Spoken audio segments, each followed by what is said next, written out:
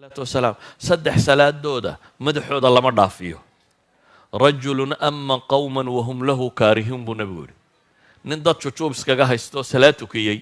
iyagoo aan rabin salaadiisa waa khatar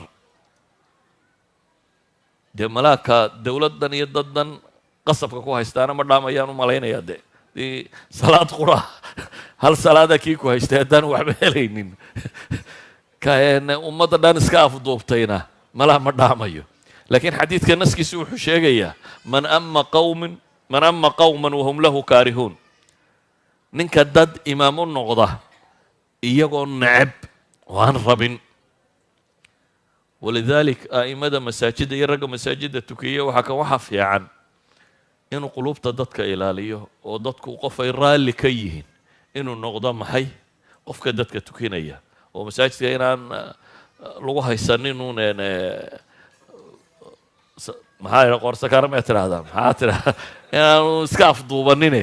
inay muslimku wada socdaan qulubtu inay wada socotaaba ka muhiimsan waxa kaloo dhan sidaa ogeed buu nebigu yidhi wamra'atan baatat wa zawjuha calayha saakhitun gabadh hoyatay iyadoo ninkeedu u cadhaysayayana wax laga aqbali maayo idan dumarka muslimiinta waxa saaran inay isku dayaan zawjkeeda inay raali geliso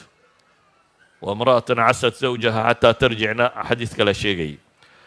ka saddexaad waxa uu nabigu sheegay calayhi الsalaatu wassalaam ka saddexaad waxa uu nabigu sheegay waa akhawaani mutasaarimaan laba walaalo oo kala iska laalaada xadiidkii muxuu sheegayay qof kasta oo ilaahay rumeeya qof kasta oo laa yushriku billahi shay-an marka acmaasha ilaahay loo bandhigo khabiisaha iyo meelahaas oo kale in ilaahay dembigoo dhaafo xadiidkii sheegayay saxiixeynka ku yaallay laba mooyaane buu nebigu yidhi labadaasi waa kuwee laba ishaysta iyaga waxaa la idhaha andira haadayni xataa yastalixa labadaa iyaga dib iga dhiga baa ilaahay yidhahda intay ka heshiinayaan idan akhwaan mutasaarimaan haddaynu isu wada cadhaysanno o iska laalaadno cibaadada inaga xumaanaysa haddaynu rabno in cibaadadeennu cinda allahi ay maqbuul noqoto waa inaad qof qalbi saliima leh waa inaad ahaataa qofka mu'minka ahi nebiyullaahi ibraahim muxuu ku ducaysanayay aakhiro wuxuu weydiisanayay qalbigiisa in alla ka dhiga maxay qalbi caafimaad qaba